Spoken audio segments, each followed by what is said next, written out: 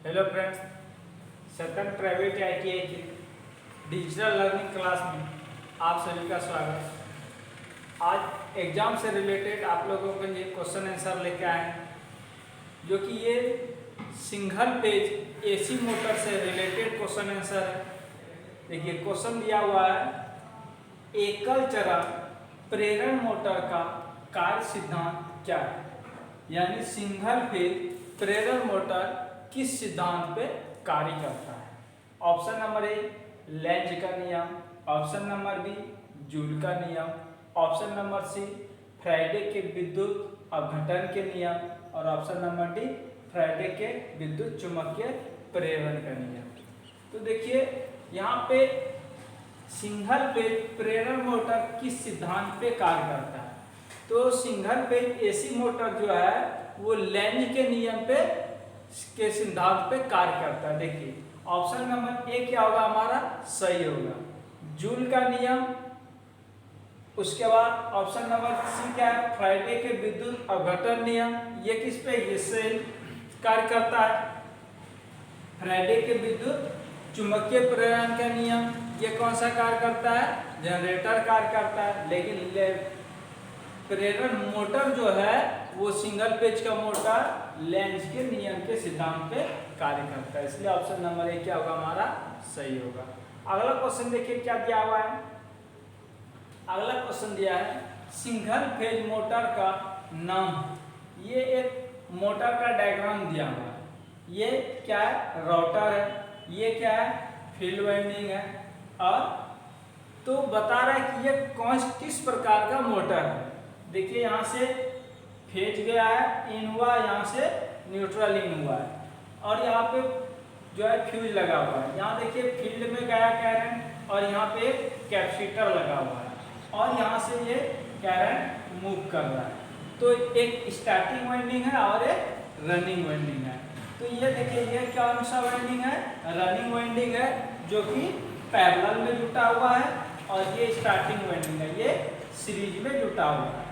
तो starting winding का क्या काम होता है कि वो स्टार्ट करना, मोटर को मूव कराना।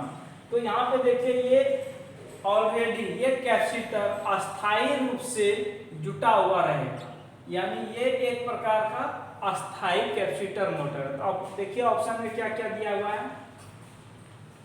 ऑप्शन नंबर ए अस्थायी संधारित्र motor, option number B induction start capacitor run motor, option number C capacitor start capacitor run motor, और option number D capacitor start induction run motor. तो देखिए यहाँ पे क्या है कि यह एक अस्थायी रूप से जो है कैपेसिटर लगा हुआ है, इसलिए ऑप्शन नंबर ए हमारा सही होगा, अस्थायी संधारित्र मोटर यानी परमानेंट कैपेसिटर मोटर। वो कौन सा किस प्रकार का मोटर है, क्योंकि देखिए फिगर में दिया हुआ है, फिगर देखिए क्या है,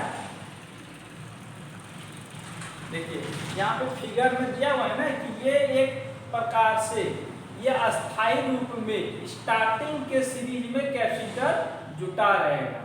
तो ये एक प्रकार का अस्थायी कैपेसिटर मोटर है। तो अगला क्वेश्चन देखिए क्या दिया हुआ है। अगला क्वेश्चन दिया है, स्लिप चरण मोटर का कार्य सिद्धांत क्या है, यानी स्लिप रिंग मोटर का कार्य सिद्धांत क्या है। तो जब वहां पे स्लिप रिंग मोटर का कार्य सिद्धांत पूछ रहा है, ऑप्शन नंबर ए लेंज का नियम, ऑप्शन नंबर बी जूल का नियम, ऑप्शन नंबर सी फ्राइडे के विद्युत अपघटन नियम, और ऑप्शन नंबर डी फ्राइडे के चुंबकीय प्रेरण नियम। तो चुंबकीय प्रेरण नियम जनरेटर पे कार्य करता है, विद्युत अपघटन नियम सेल पे कार्य करता है, जूल का नियम किस पे कार्य करता है, थर्मल पावर पे। तो वहां पे हमारा मोटर है, स्लिप रिंग है, तो वहां पे मोटर हमेशा लेंज के नियम पे कार्य करता है, इसलिए ऑप्शन नंबर ए हमारा क्या होगा, सही होगा। अगला क्वेश्चन देखिए क्या दिया हुआ है। अगला क्वेश्चन दिया है, फ्राइडे की विद्युत चुंबकीय प्रेरण के नियम, और आगे देखिए क्या दिया हुआ है। अच्छा यहाँ पे एक डायग्राम दिया हुआ है, बता रहा है कि ये जो है किस प्रकार का मोटर लगा हुआ है, ऑप्शन नंबर ए क्या है, universal motor. Option number B अस्थायी संधारित्र motor. Option number C capacitor start induction run motor. Option number D capacitor start capacitor run motor. यहाँ पे देखिए ये जो है रनिंग वाइंडिंग है और ये क्या है, स्टार्टिंग वाइंडिंग है। यहाँ देखिए एक स्टार्टिंग वाइंडिंग के सीरीज में एक कैपेसिटर लगा हुआ है और एक कैपेसिटर यहाँ पे स्विच लगा हुआ है जो कि इसको कट ऑफ कर देगा कब, जब वो रनिंग पकड़ लेगा। तो यहाँ पे देखिए ये क्या है, capacitor start capacitor run motor, यानी एक कैपेसिटर का कार्य सिर्फ स्टार्ट करना और दूसरा कैपेसिटर हमेशा इसके श्रेणी क्रम में जुटा रहेगा, इसके श्रेणी क्रम में स्टार्टिंग वाइंडिंग के श्रेणी क्रम में। तो ये कौन सा मोटर है, capacitor start capacitor run motor, यानी कैपेसिटर के द्वारा स्टार्ट हुआ और एक कैपेसिटर उसके श्रेणी क्रम में जुटा रहेगा। ऑप्शन नंबर ए में देखिए क्या है, यूनिवर्सल मोटर है। यूनिवर्सल मोटर एसी और डीसी दोनों पे कार्य करता है, इसलिए ये नहीं है, ऑप्शन नंबर ए नहीं है। ऑप्शन नंबर बी अस्थायी संधारित्र मोटर यानी परमानेंट कैपेसिटर मोटर। सिर्फ परमानेंट कैपेसिटर मोटर तब होता है जब एक ही कैपेसिटर लगा रहता है, लेकिन यहाँ पे क्या है देखिए दो कैपेसिटर लगा हुआ है, इसलिए ये ऑप्शन नंबर बी हमारा नहीं होगा। Capacitor start induction run motor, यानी कैपेसिटर से सिर्फ स्टार्ट होता है और सिर्फ वो रन पकड़ता है, यानी यहाँ पे यदि ये कैपेसिटर नहीं लगा रहता तब ऑप्शन नंबर सी क्या होता हमारा सही होता, लेकिन यहाँ पे क्या है दो कैपेसिटर लगा हुआ है, इसलिए ऑप्शन नंबर डी क्या होगा हमारा सही होगा।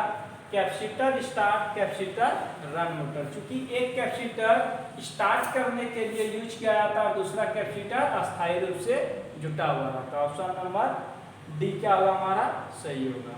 अगला क्वेश्चन देखिए क्या दिया हुआ है, एसी सिंगल फेज मोटर किस प्रकार को कम्यूटेटर मोटर प्रकार के तरह वर्गीकृत किया जाता है। बता रहा है कि एसी सिंगल फेज का मोटर है, किस प्रकार के मोटर को कम्यूटेटर प्रकार के तरह वर्गीकृत किया, यानी कम्यूटेटर मोटर जो होता है उसी तरह से एसी सीरीज मोटर में जो है एसी सिंगल फेज मोटर कौन सा मोटर कार्य करता है उसी के तरह, यानी ऑप्शन नंबर ए क्या है stepper motor. Option number B प्रतिकर्षण मोटर। ऑप्शन नंबर सी आच्छादित पोल मोटर यानी shaded pole motor. Option number D क्या है अस्थायी संधारित्र परमानेंट कैपेसिटर मोटर। तो एक प्रतिकर्षण मोटर यानी रिपल्सन मोटर जो होता है वह जो है कम्यूटेटर मोटर के प्रकार का जो है उसी तरह से वर्गीकृत किया जाता है। ऑप्शन नंबर ए क्या है,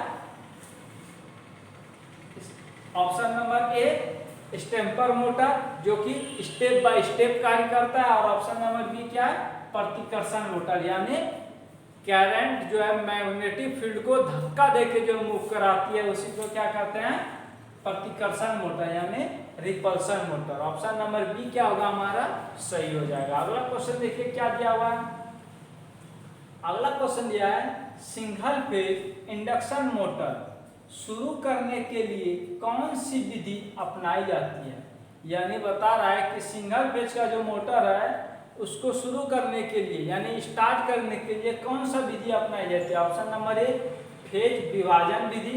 ऑप्शन नंबर बी परिवर्तित आपूर्ति वोल्टेज विधि।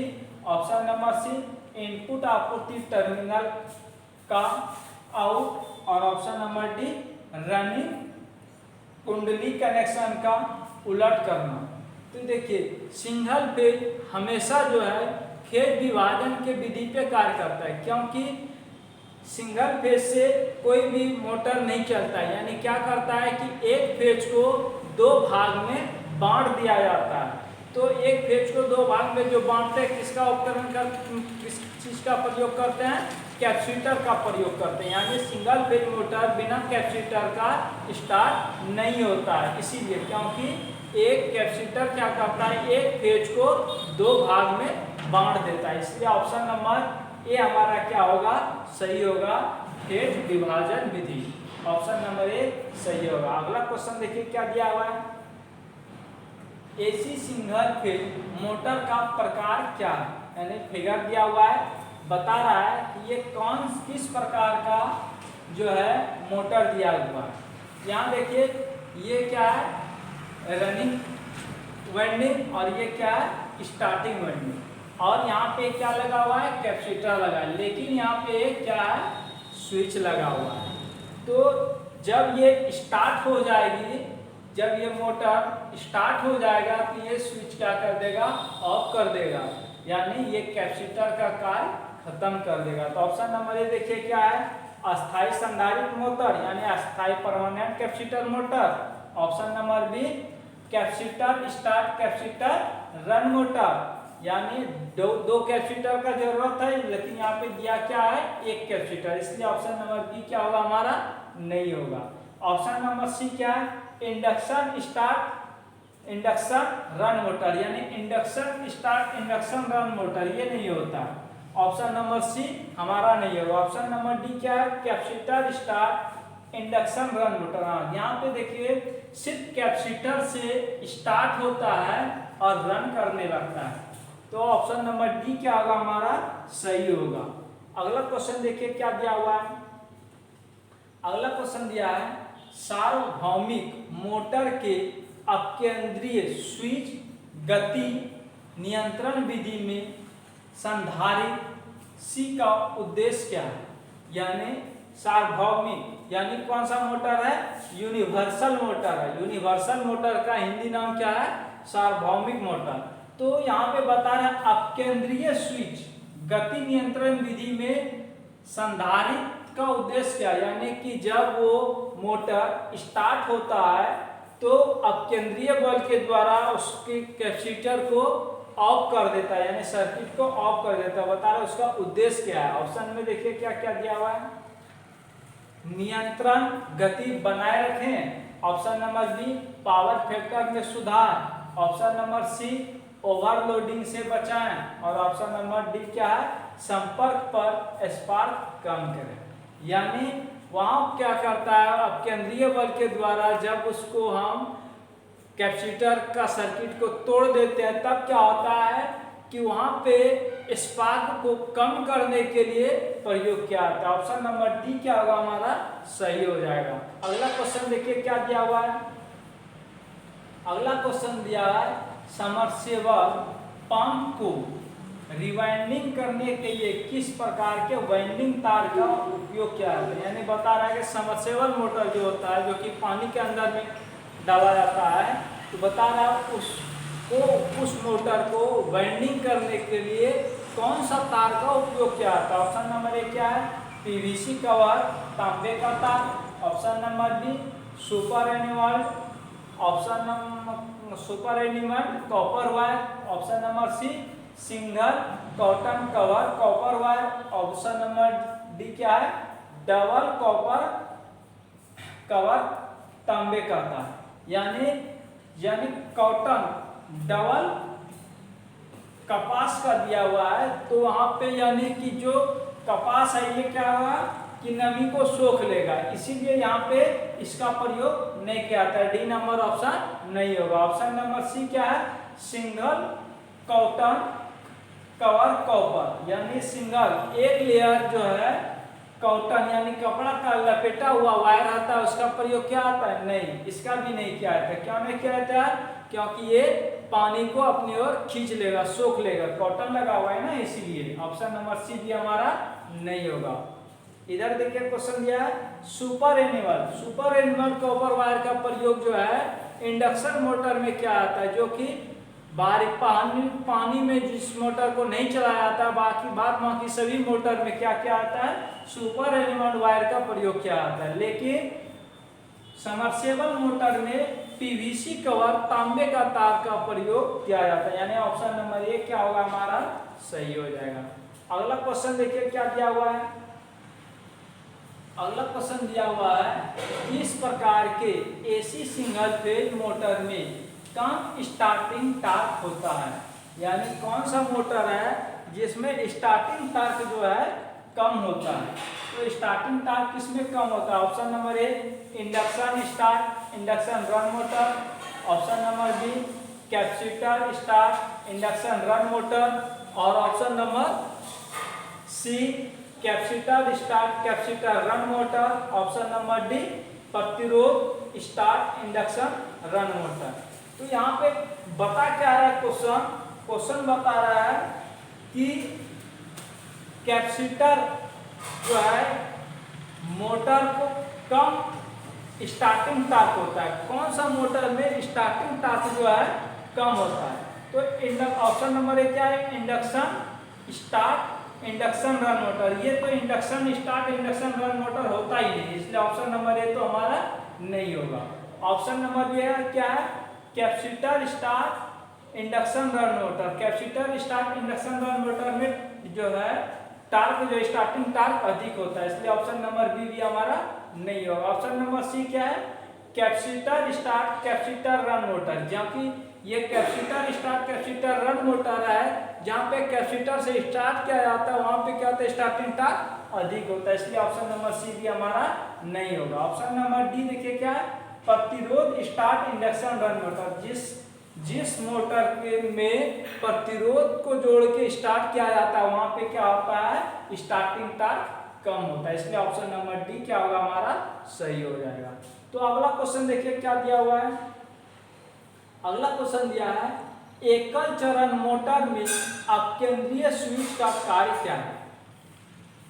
एकल चरण मोटर में अपकेंद्रीय स्विच का कार्य क्या है। तो अपकेंद्रीय स्विच का कार्य क्या है, ऑप्शन नंबर ए क्या है, निरंतर गति बनाए रखें। ऑप्शन नंबर डी आरंभिक वाइंडिंग को संयोजित करना। ऑप्शन नंबर सी क्या है, रनिंग वाइंडिंग को विसंयोजित करना। ऑप्शन नंबर डी क्या है, मोटर को ओवरलोडिंग से बचाना।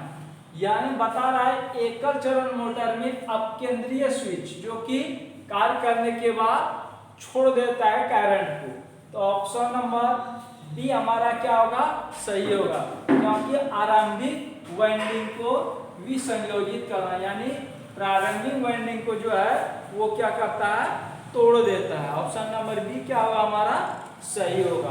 अगला क्वेश्चन देखिए क्या दिया हुआ है। अगला क्वेश्चन दिया है, सार्वभौमिक मोटर का अनुप्रयोग कौन सा है, यानी यूनिवर्सल मोटर का उपयोग कहाँ पे किया जाता है। Option number A jet pump, option number B भोजन mixer, option number C teleprinter, option number D compressor. तो यूनिवर्सल मोटर का उपयोग एसी और डीसी दोनों में कार्य किया जाता है, इसीलिए यहाँ पे मिक्सी दिया हुआ है। ऑप्शन नंबर भोजन मिक्सी, ऑप्शन नंबर बी क्या होगा हमारा सही हो जाएगा। तो आज के लिए बस हम लोग इतना ही। Thank you.